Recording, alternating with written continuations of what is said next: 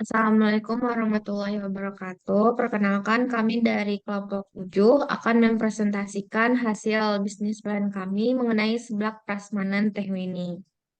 Yang pertama yaitu ada eksekutif summary. Profilnya berada di lokasi Jalan Telekomunikasi, Sukapura, Bundaran Telkom University, Kecamatan Dayakolot, Kabupaten Bandung. Dan terdapat nomor HP-nya juga. Yang kedua yaitu ada About Us, yaitu tentang sejarah dari seblak Teh Winnie. Seblak merupakan makanan khas Sunda, tepatnya Bandung, yang kini populer di kalangan luas. Makanan yang identik bercita rasa gurih, pedas, dengan rempah kencur ini bisa dengan mudah dicari dan dibuat. Seblak dalam bahasa Sunda memiliki arti mengagetkan atau menyengat yang sesuai dengan karakter makanan seblak yang bikin kaget dan menyengat karena pedas. Di zaman sekarang ini, seblak mempunyai berbagai macam sebutan, contohnya seperti seblak prasmanan Teh Winnie yang dimulai tahun 2022, yaitu merupakan kuliner seblak yang memiliki konsep unik, yaitu customer bisa menentukan berbagai macam pilihan topping seblak.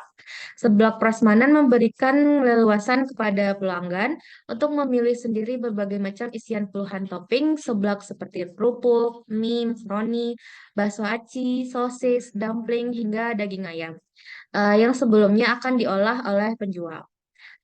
Berikutnya masyarakat dari berbagai kalangan banyak yang menyukai seblak. Hal ini tentunya bisa menjadi peluang bisnis yang menjanjikan bagi kalian yang sedang mencari ide untuk membuat usaha baru. Selanjutnya ada visi dan misi. Yang pertama yaitu visi usaha, yaitu menjadi penjual seblak terfavorit yang dikenal dengan cita rasa yang khas dan harga yang terjangkau.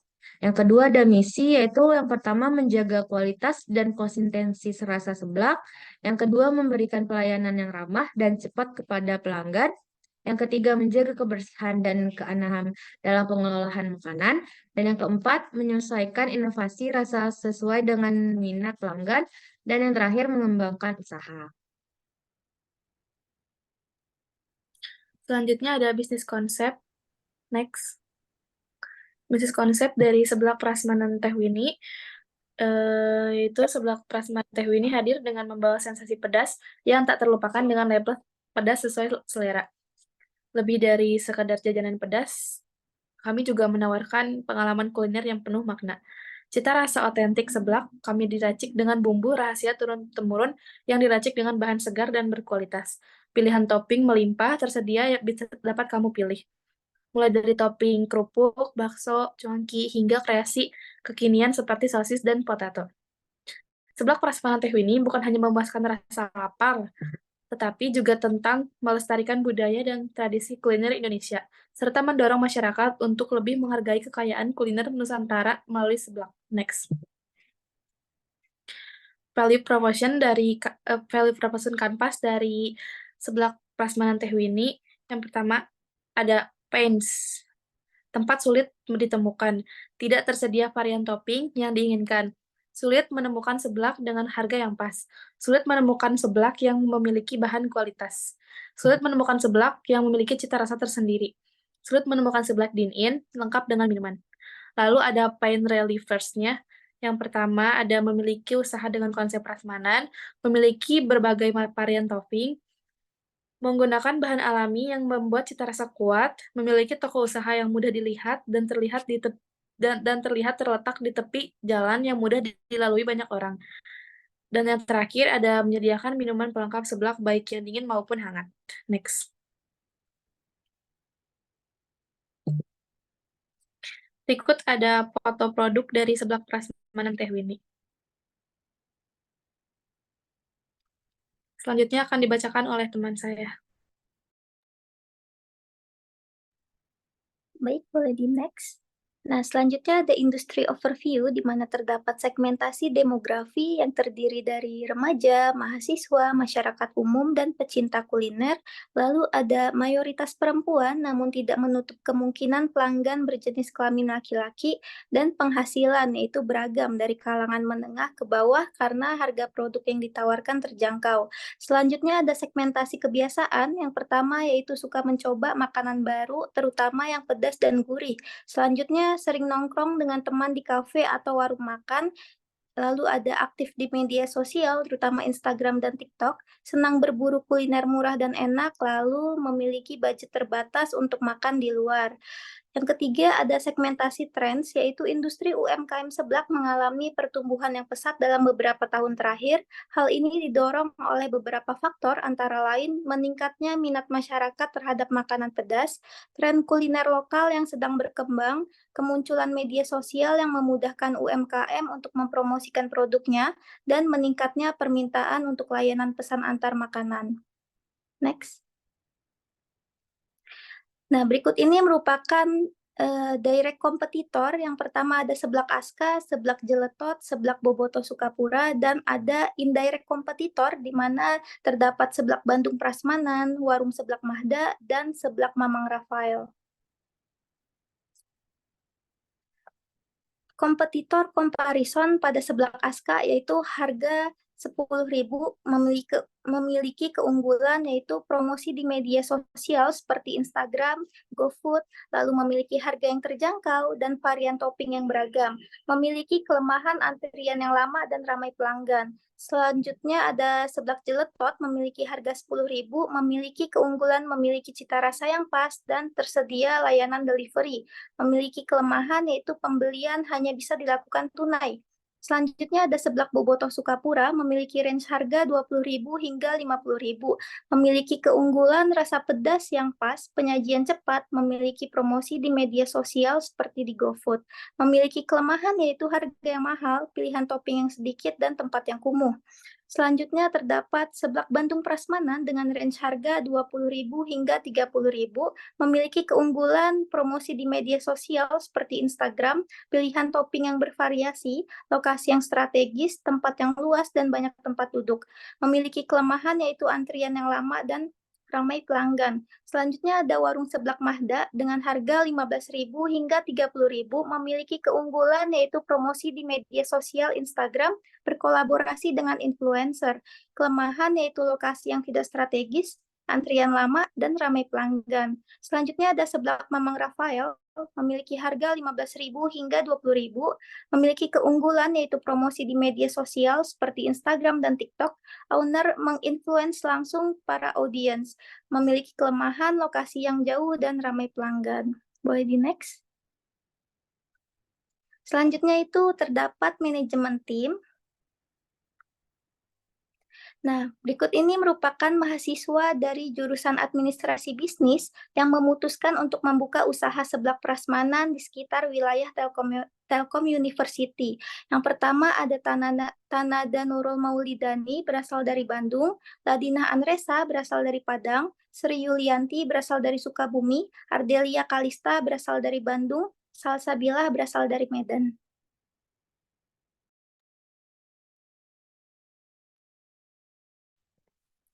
Selanjutnya ada organisasi struktur. Yang pertama Tanada sebagai CEO, yang kedua ada Ladina sebagai COO, yang ketiga ada Sri Yulianti sebagai CFO, yang keempat ada Ardelia sebagai CMO, yang terakhir ada Salsabila sebagai CTO. Selanjutnya ada marketing plan. Marketing plan ini memakai 4 strategi. Yang pertama ada produk. Yang pertama, membuat menu andalan. Yang kedua, menggunakan bahan baku yang berkualitas. Yang ketiga, mempertahankan konsistensi rasa dan kualitas. Yang kedua, ada price. Menawarkan harga yang terjangkau bagi mahasiswa, memberikan promo dan diskon menarik untuk menarik pelanggan baru dan mengingatkan penjualan. Promo bisa berupa diskon harga, paket, menu hemat, atau bonus topping. Yang ketiga ada promosi, yaitu memanfaatkan media sosial, bekerja sama dengan influencer, mengikuti bazar atau event kuliner, promosi dari mulut ke mulut, membagikan brosur di daerah yang strategis. Yang keempat ada place, yaitu lokasi yang dipilih strategis, kebersihan tempat dan terjaga. Yang ketiga, tersedia tempat duduk yang nyaman. Selanjutnya ada schedule planning dari minggu pertama sampai minggu kedua. Yang pertama, produk, menyiapkan menu andalan dan variasi topping yang menarik, memperhatikan kualitas bahan baku dan kebersihan produk. Yang kedua ada harga, yaitu melakukan riset pasar untuk mengetahui harga seblak yang kompetitif, menetapkan harga yang terjangkau bagi target pasar. Yang ketiga ada tempat, mencari lokasi yang strategis dan mudah diakses, memastikan lokasi memiliki izin usaha yang sesuai, membangun kerjasama dengan layanan pesan antar makanan online. Yang keempat ada promosi, yaitu membuat akun media sosial untuk UMKM seblak, membuat konten yang menarik dan informatif tentang seblak, melakukan iklan di media sosial dengan target dan tempat mengikuti event kuliner di daerah sekitar. Dari minggu ketiga sampai keempat, produk melakukan inovasi menu dan topping baru, mempertahankan kualitas bahan baku dan kebersihan produk. Ada harga, mengevaluasi efektivitas promo dan diskon yang telah dilakukan, menyesuaikan harga jika diperlukan. Yang ketiga ada tempat, memperluas jangkauan dengan membuka cabang baru dan memastikan kelancaran sistem logistik pengiriman, memperluas kerjasama dengan layanan pesanan online. Yang keempat ada promosi, bekerjasama dengan influencer untuk mempromosikan UMKM seblak.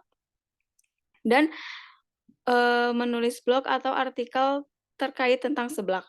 Yang minggu kelima ada mengukur efektivitas strategis marketing yang telah dilakukan, menganalisis penjualan dan awareness UMKM seblak.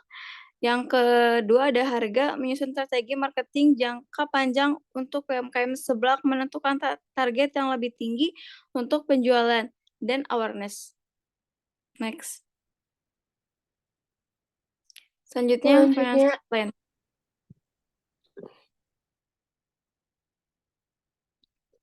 Selanjutnya ada financial plan, boleh di next.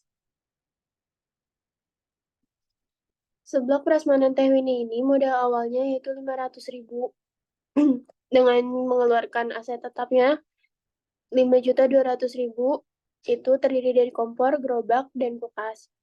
Lalu juga untuk perkiraan harga bahan baku untuk satu porsi seblak itu ada di 10.300. Lalu ada total cost-nya sebesar 21.200.000. Margin kontribusinya 1.300.000 merupakan keuntungan.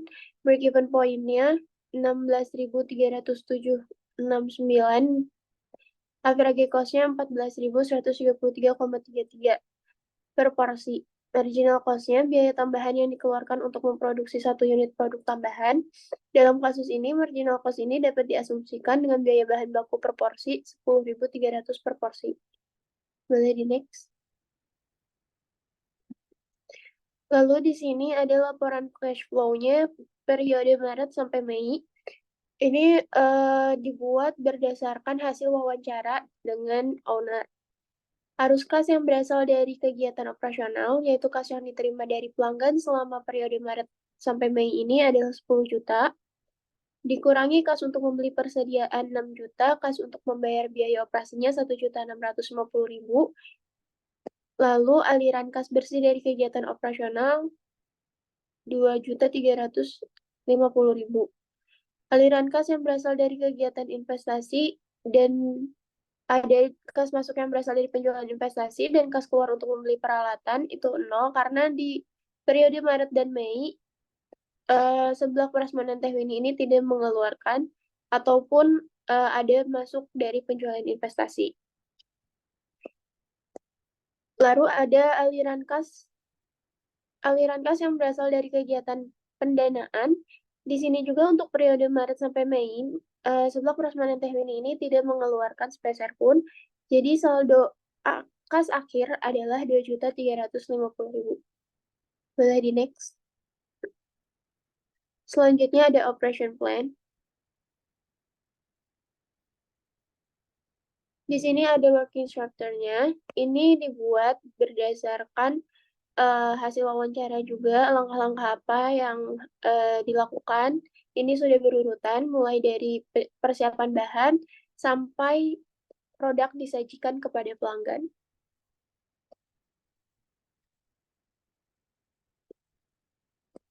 Sekian presentasi dari kelompok kami. Mohon maaf apabila ada salah kata.